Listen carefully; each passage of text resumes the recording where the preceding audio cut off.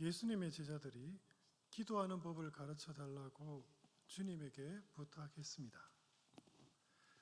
당시 유대인들에게 있어 기도란 기도문을 암송하는 종교 행위였습니다. 그래서 평소 이들은 기도문 몇 개씩 정도는 늘 외우고 있었습니다. 유대인들은 기도문들을 의무적으로 매일 두세 번씩 낭독하였습니다. 이들에게 있어 기도를 열심히 한다는 것은 곧 기도문을 자주 암송한다는 뜻입니다. 당시 유대교 내에는 바리새파, 사두개파, 에세네파, 세례요한파, 헤롯당파 등 많은 교파들이 있었습니다. 이 교파들은 각자 자기들만의 종교적 신념에 따라 만든 그들만의 기도문이 있었습니다.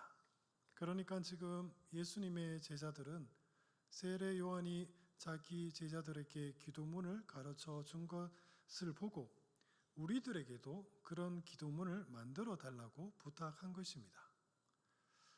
다시 말해 우리도 제법 교세가 커졌으니 우리만의 기도문이 있어야 할 것이 아니냐는 뜻입니다. 예수님은 제자들의 그러한 의도를 금방 눈치채셨습니다. 예수님은 그 자리에서 그리스도인들이 가져야 할 신앙의 핵심을 토대로 하나의 기도문을 만들어 주셨습니다. 그것이 바로 오늘날 우리 그리스도인들이 늘 암송하는 주 기도문입니다. 주 기도문은 사도신경과 함께 교회를 다니는 사람이라면 누구나 암송하는 기도문입니다. 우리는 예배를 마무리하며 목사님의 축도로 마치거나 그렇지 않을 경우 대개 주 기도문을 암송하며 예배를 마칩니다. 이처럼 주 기도문은 기독교 신앙에 있어 아주 중요한 위치를 차지하고 있습니다. 하지만 예배 때마다 반복되는 암송에 우리는 타성에 젖어 주 기도문을 그저 어린 아이가 구구단을 외우듯 앵무새 마냥 어느덧 되뇌이고 있을 뿐입니다. 사랑하는 성도 여러분, 예수님께서는 무미건조한 예배의 한 순서로서 우리에게 주기도문을 가르쳐 주셨던 것일까요? 주님의 의도는 분명 그렇지 않았을 것입니다. 사람은 어떤 꿈을 꾸느냐에 따라 어떤 사람이 될지가 결정됩니다. 훌륭한 꿈이 훌륭한 사람을 만들듯 우리 그리스도인들에게도 어떤 꿈이 필요합니다. 왜냐하면 그 소망이 우리로 하여금 진정한 그리스도인으로 변화시킬 것이기 때문입니다. 그리스도인이 품어야 할 소망이란 무엇일까요? 예수님께서는 그 소망의 요체로서 주기도문을 우리에게 가르쳐 주셨습니다. 주기도문은 우리의 소원을 이루거나 문제를 해결하는 것을 그 내용으로 하고 있지 않습니다.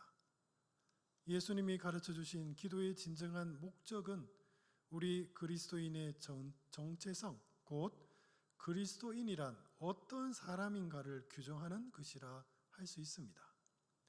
이 소망은 우리가 스스로 품은 생각이 아닙니다. 이 소망은 예수님께서 우리에게 주신 것으로 예수님의 제자라면 누구나 반드시 품어야 할 거룩한 기도인 것입니다. 자, 그러면 우리 그리스도인들이 품어야 할 소망이 무엇인지를 함께 살펴볼까요?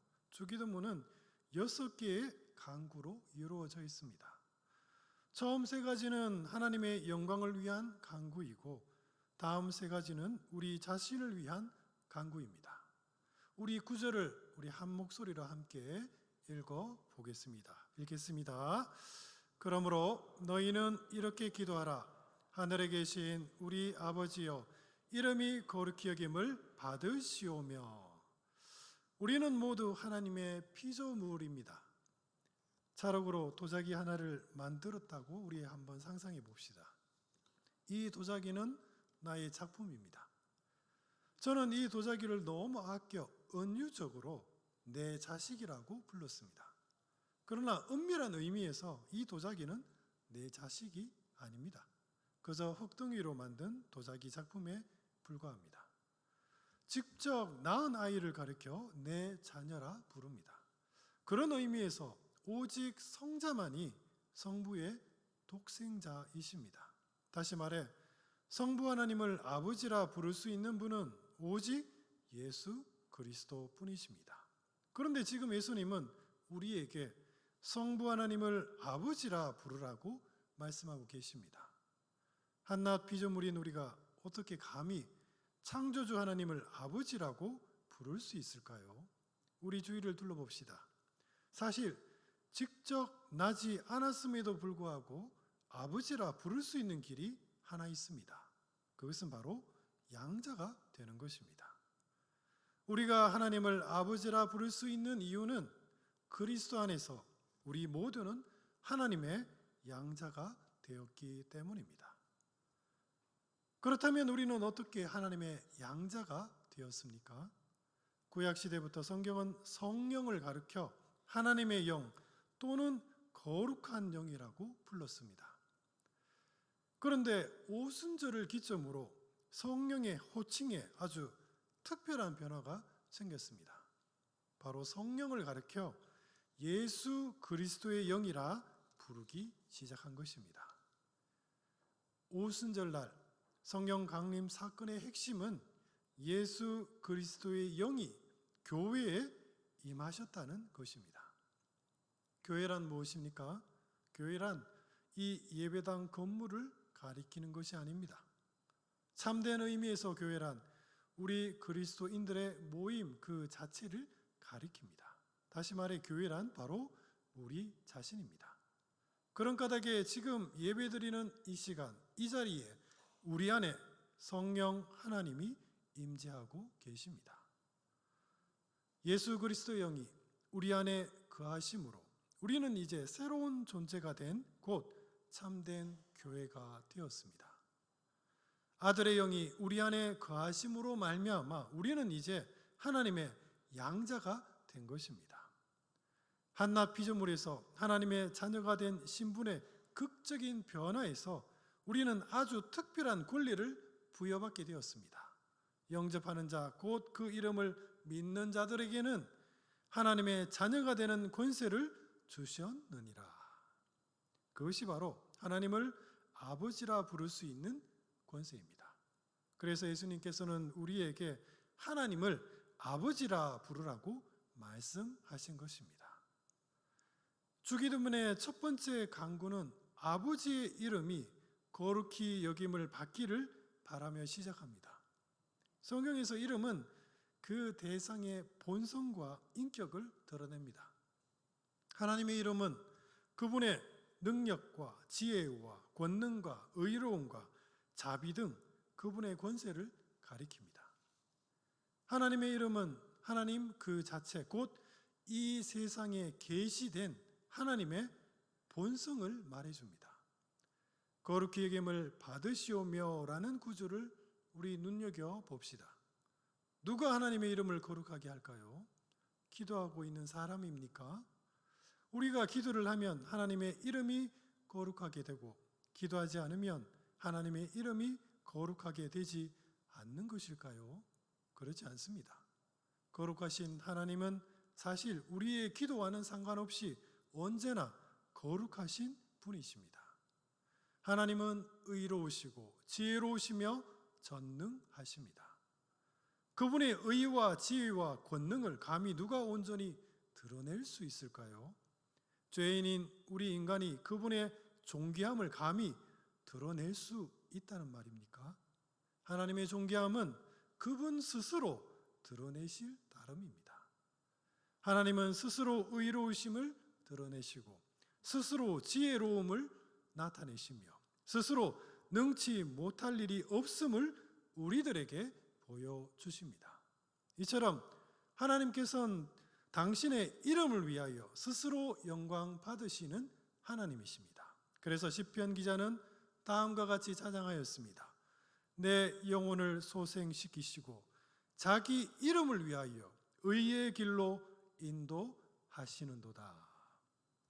하나님께서는 이미 거룩하신 분이시라면 예수님은 왜 우리에게 또 하나님의 이름이 거룩히 여김을 받기를 간구하라고 가르치신 것일까요? 우리 주위를 둘러봅시다. 거룩하신 하나님을 온전히 인정하지 않는 존재가 하나 있습니다. 바로 우리 자신입니다.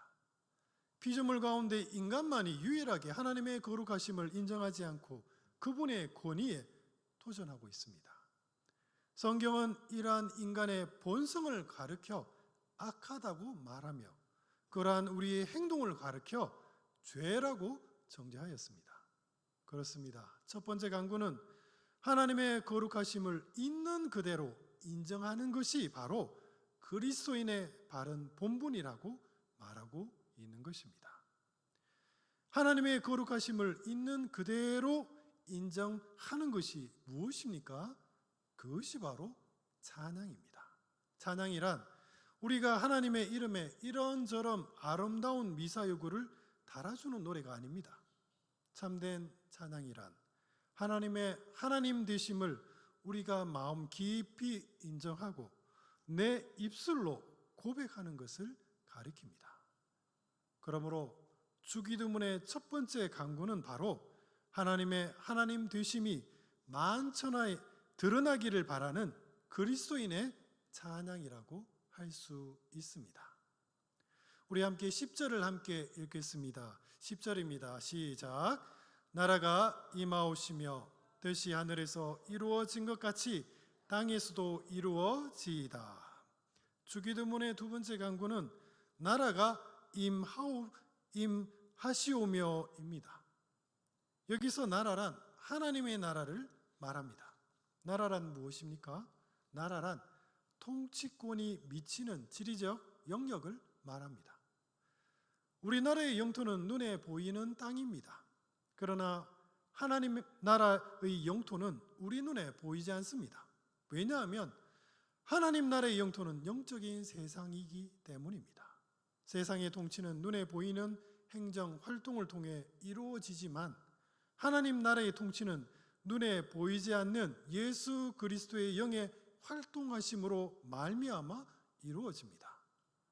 하나님의 나라란 바로 성령의 임재가 나타나는 그리스도인의 모든 삶의 영역을 가리킵니다. 다시 말해 하나님의 나라는 다른 어떤 특별한 장소가 아니라 그리스도인들이 예수님의 이름으로 살아갈 때 우리 삶 속에서 나타나는 영적인 세상인 것입니다. 그러므로 그리스도인이 하나님의 나라가 임하기를 간구한다는 것은 곧 우리가 성령 안에서 주님과 동행하는 삶을 살기를 바라는 간구라고 할 수 있습니다. 나아가 이 간구는 장차 왕 되신 예수님께서 이 땅에 오셔서 사탄의 불법적인 통치를 종결시키고 당신께서 직접 다스리는 영원한 천국을 바라는 종말론적인 간구이기도 한 것입니다. 주기도문의 세 번째 간구는 하나님의 뜻이 하늘에서 이루어진 것 같이 땅에서도 이루어지기를 바랍니다. 우리는 흔히 기도란 자신의 소원을 하나님께 관철시키는 행위라고 생각하곤 합니다. 그래서 정말 열심히 기도합니다. 하나님께 매달리면 매달릴수록 우리의 소원이 속히 이루어질 것이라고 확신합니다. 분명 기도는 우리의 필요를 하나님께 간구하는 간청입니다. 그러나 이 간청은 우리의 노력으로 하나님으로부터 무언가 얻어내는 행위라고 생각해서는 안 됩니다. 우리의 어줍지 않은 말로 어떻게 하나님을 설복시킬 수 있겠습니까? 그렇다면 우리는 하나님께 아예 간청하지 말아야 합니까? 그렇지 않습니다. 우리는 우리의 필요를 하나님께 간절히 간구해야 합니다. 왜냐하면 우리는 간절한 기도를 통해 우리의 필요를 채워주시는 분이 진정 누구인지를 경험할 수 있기 때문입니다. 기도란 그저 필요한 것을 얻기 위한 행위가 아니라 만복의 근원이신 하나님을 바라보는 신앙의 자세입니다. 우리는 대단히 교만하여 지금 자신이 누리는 이 모든 것이 누구로부터 나온 것인지를 곧잘 잊어버리곤 합니다. 그저 너무나 당연한 것으로 여기며 아무런 감사도 없습니다.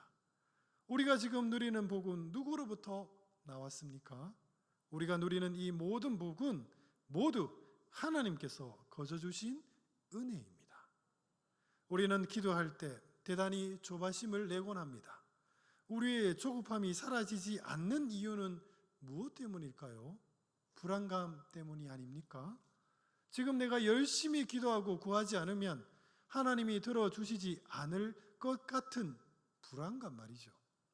우리 안에 있는 이 불안감의 심연에는 하나님에 대한 잘못된 오해가 자리 잡고 있습니다.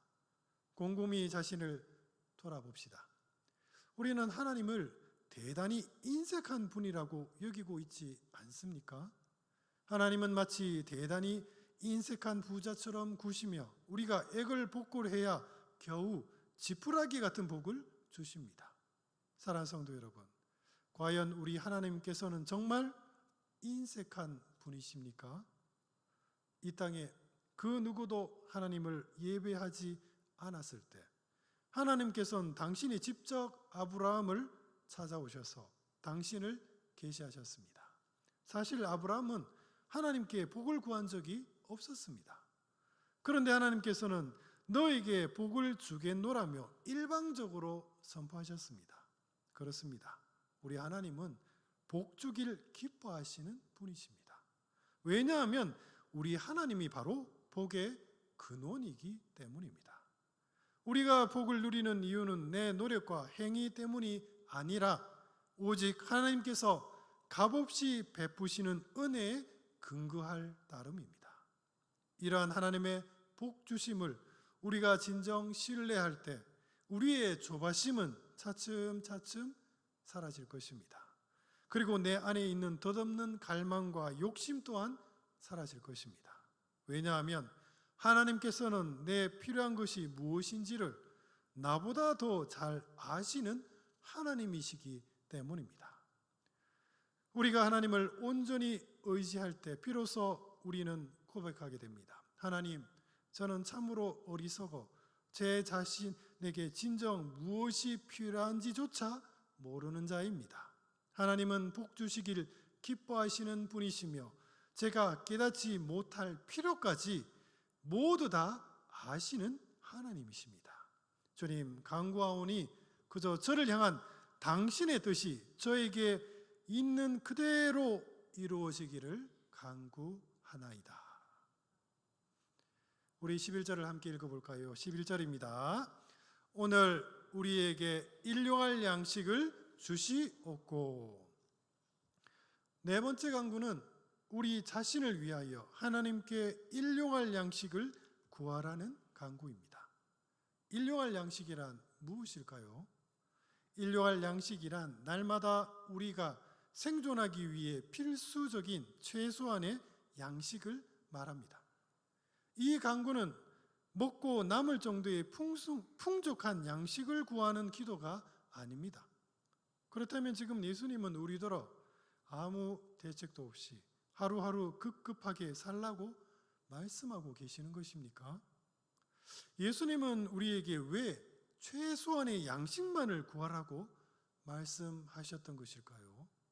성경을 찬찬히 살펴보면 하나님께서 이스라엘 백성들에게 일용할 양식만을 주신 적이 있으십니다.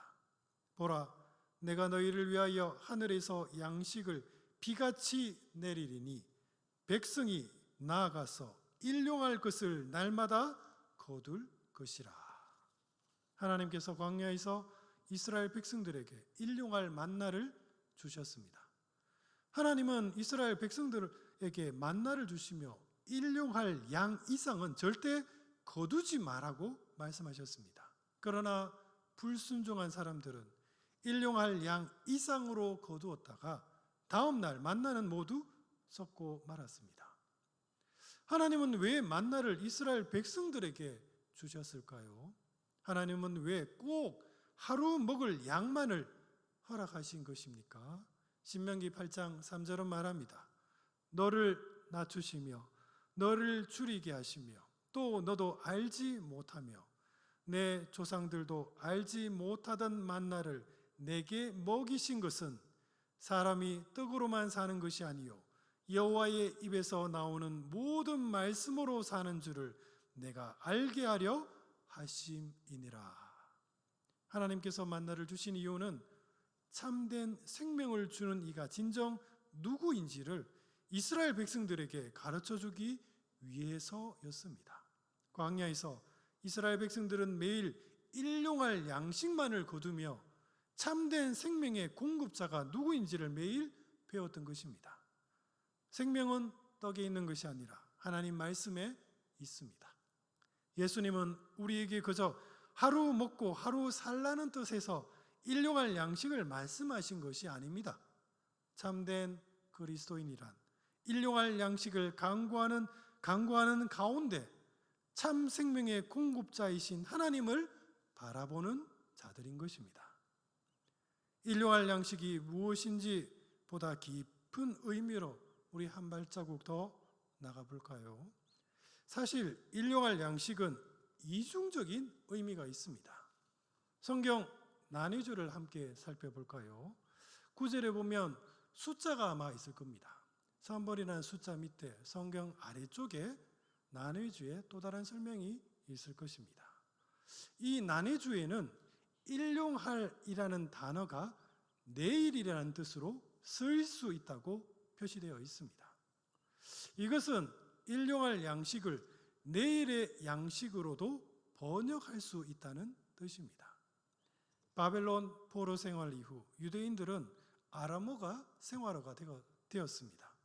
사실 히브리어는 율법을 읽는 학식 있는 랍비들만이 사용하였습니다.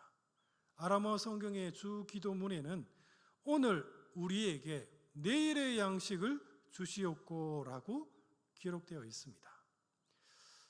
내일의 양식이란 무엇일까요? 구약에서 내일의 양식이 나옵니다. 하나님께서는 이스라엘 백성들에게 일용할 양식뿐만 아니라 내일의 양식을 주신 적도 있습니다. 바로 여섯째 되는 날, 하나님께서는 항상 내일의 양식을 함께 주셨습니다. 왜 여섯째 날에 내일의 양식을 주셨을까요? 그 다음 날이 바로 안식일이기 때문입니다. 안식일을 거룩히 지키기 위해 하나님께서는 이스라엘 백성들에게 여섯째 날에 내일의 양식까지 거두라고 말씀하신 것입니다. 이스라엘 백성들은 여섯째 날 내일의 양식을 거두며 과연 무엇을 생각했을까요? 그들은 아마 그래 내일은 안식일이지라고 기억하지 않았겠습니까? 하나님께서는 이렇게 여섯째 날 내일의 양식을 주심으로 이스라엘 백성들에게 안식을 기억하게 하셨으며 나아가 하나님의 안식은 반드시 이루어진다는 믿음을 그들 마음에 새기신 것입니다. 이스라엘 백성들에게 안식일의 날은 일곱째 날이었습니다. 그렇다면 오늘날 우리 그리스도인들에게 안식일은 언제입니까? 주일입니까? 주일은 예수님의 부활의 징표이자 재림의 예표입니다. 이 땅에 참된 안식은 언제 오는 것입니까? 우리 그리스도인들에게 참된 안식이 성취되는 날은 바로 예수님께서 재림하시는 그날입니다. 그렇습니다. 바로 내일 우리 주님께서 다시 오실 것입니다. 예수님께서 우리에게 내일의 양식을 강구하라고 하신 이유는 그리스도인들에게 있어 오늘은 언제나 여섯째 날이며 내일이 바로 참된 안식일이기 때문인 것입니다. 그렇습니다. 그리스도인들에게 있어서 오늘은 언제나 여섯째 날이고 주님께서 오시는 내일이 바로 진정한 안식이 이루어지는 거룩한 안식일인 것입니다. 우리 12절을 함께 읽어볼까요? 12절입니다. 우리가 우리에게 죄 지은 자를 사하여 준 것 같이 우리 죄를 사하여 주시옵고. 사랑이 가장 잘 드러나는 행동은 무엇일까요? 그것은 용서가 아닐까요? 여러분들은 부모님들은 자녀들을 사랑하며 어떻게 행동합니까? 자녀들의 모든 잘못을 용서해 줍니다. 우리는 사랑하는 사람에게 매우 헌신적으로 행동합니다. 그러나 상대가 나에게 어떤 잘못을 했을 때 결코 용서하지 않는다면 우리는 그를 사랑했다고 말할 수 있을까요? 제 아무리 상대를 아끼고 아낄지라도 용서가 없다면 우리 사랑의 모든 노력들은 부직갱이 연기처럼 사라지고 말 것입니다. 용서는 사랑의 마침표라고 할 수 있습니다. 그런데 성도 여러분, 용서는 어떤 사람이 할 수 있을까요? 용서는 용서를 경험한 자만이 할 수 있습니다. 1만 달란트를 빚진 종이 있었습니다. 그는 이 빚을 갚을 능력이 없었습니다. 기일이 되어 빚을 갚으라는 주인의 말에 이 종은 자신의 불쌍한 처지를 읍소하며 부디 조금만 기다려 달라고 부탁했습니다. 그런데 종의 불쌍한 처지를 가만히 듣던 주인이 놀랍게도 종의 모든 빚을 탕감해 주었습니다. 그 엄청난 탕감에 이 종은 얼마나 기뻤을까요? 그리고 또 얼마나 고마웠겠습니까? 탕감의 놀라운 은혜를 경험한 종은 앞으로 다른 사람에게 함부로 빚을 독촉할 수 없을 것입니다. 모든 일에는 그 대가가 있기 마련입니다. 죄의 대가는 죽음입니다. 죽음은 인간이라면 누구나 반드시 치러야 할 빚이었습니다. 그런데 놀라운 일이 일어났습니다. 예수님께서 우리의 모든 죄 값을 대신 치러주셨습니다. 우리 주님께서 죽음이라는 죄 값을 우리 대신 치러주심으로 우리의 모든 빚은 탕감되었습니다. 이 놀라운 용서의 은혜를 경험한 우리는 이제 어떻게 행동해야 합니까?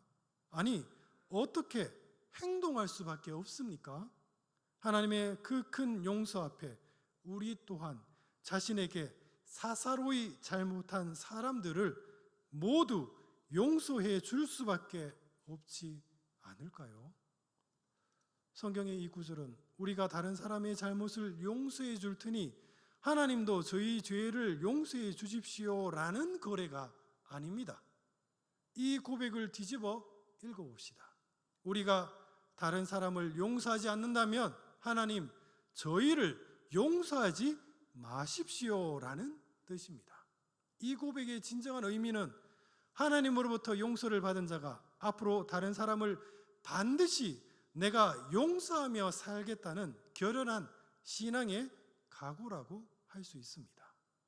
만약 우리가 예수님의 용서를 경험하였음에도 불구하고 우리가 다른 이의 작은 잘못조차 용서하지 않는다면 주님께서는 우리를 향해 이 악한 종아라고 부르시며 엄히 책망하실 것입니다. 우리 13절을 함께 읽어볼까요? 13절입니다.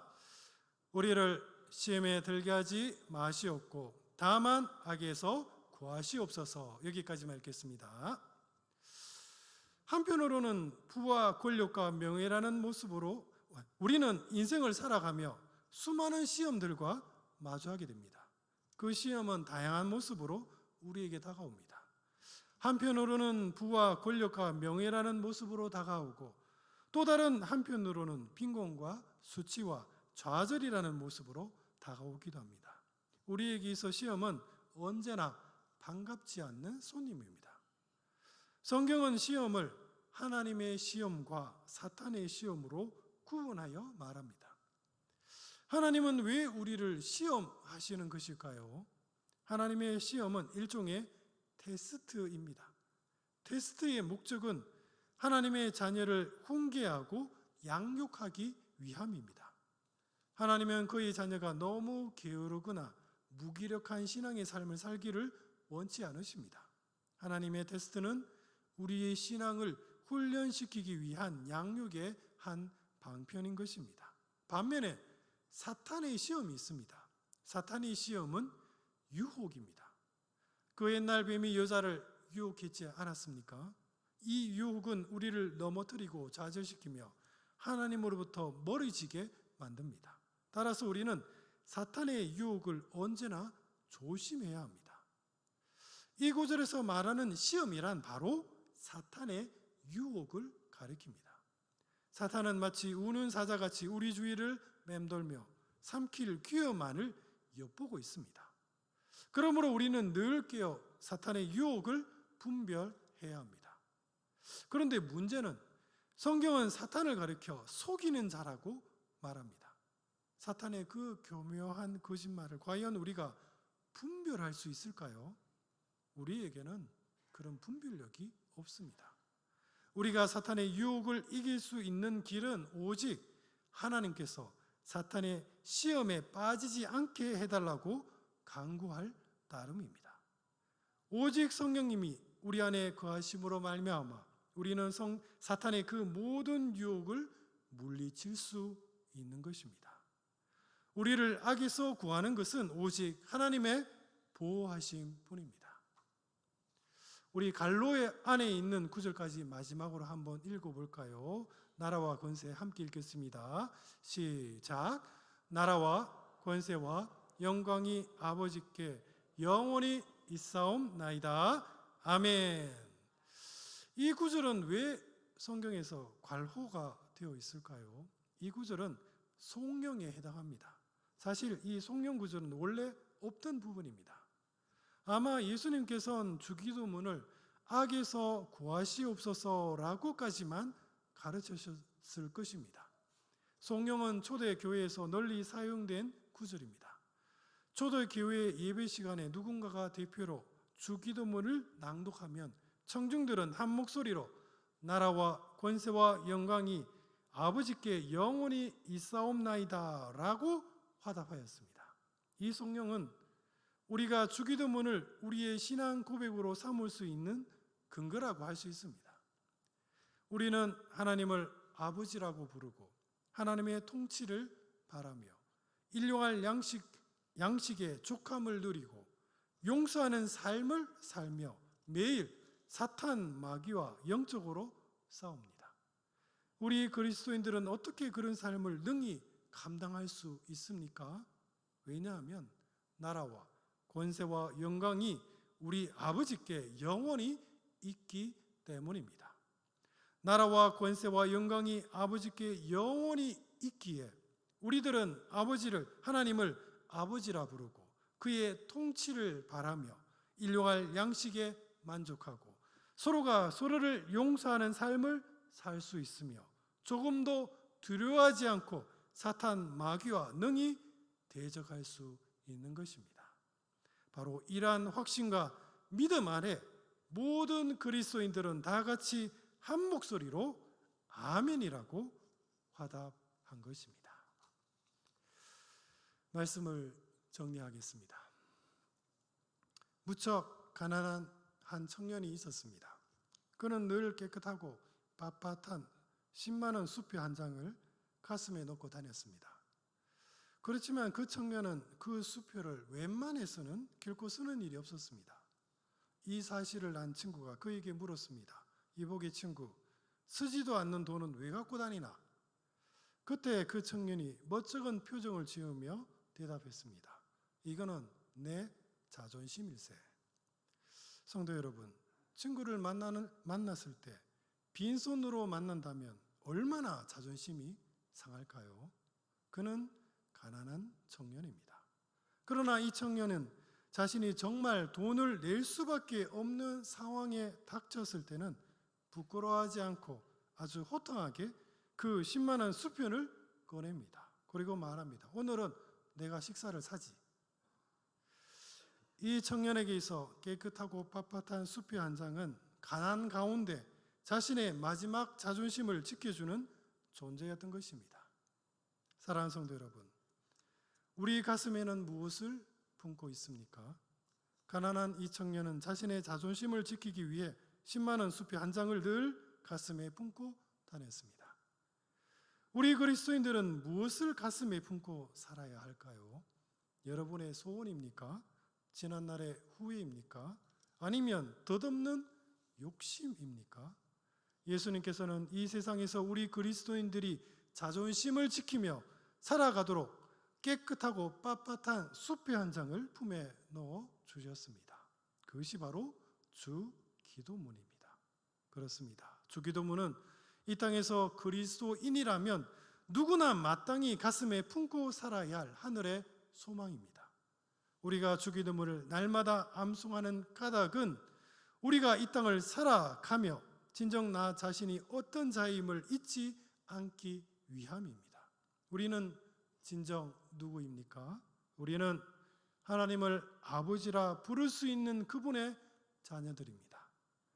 우리는 하나님과 동행하며 늘 그분의 뜻을 쫓는 자들입니다. 우리는 오늘을 살아가며 내일을 꿈꾸는 자들입니다. 우리는 원수를 향해 담대히 용서를 선포하는 자들입니다. 우리는 어떤 고난과 환난 가운데서도 하나님의 보호하심을 믿으며 평강을 누리는 자들입니다. 바로 이러한 고백을 하는 이들을 가리켜 우리 주님께서는 나의 제자라 부르셨습니다. 그렇습니다. 우리의 이름은 바로 그리스도인 것입니다.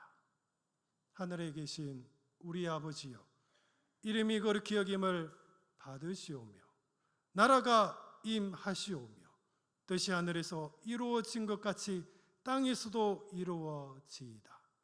오늘 우리에게 일용할 양식을 주시옵고 우리가 우리에게 죄 지은 자를 사하여 준 것 같이 우리 죄를 사하여 주시옵고 우리를 시험에 들게 하지 마시옵고 다만 악에서 구하시옵소서. 나라와 권세와 영광이 아버지께 영원히 있사옵나이다. 아멘. 우리 함께 기도하겠습니다. 사랑과 은혜가 풍성하신 우리 주 하나님 아버지,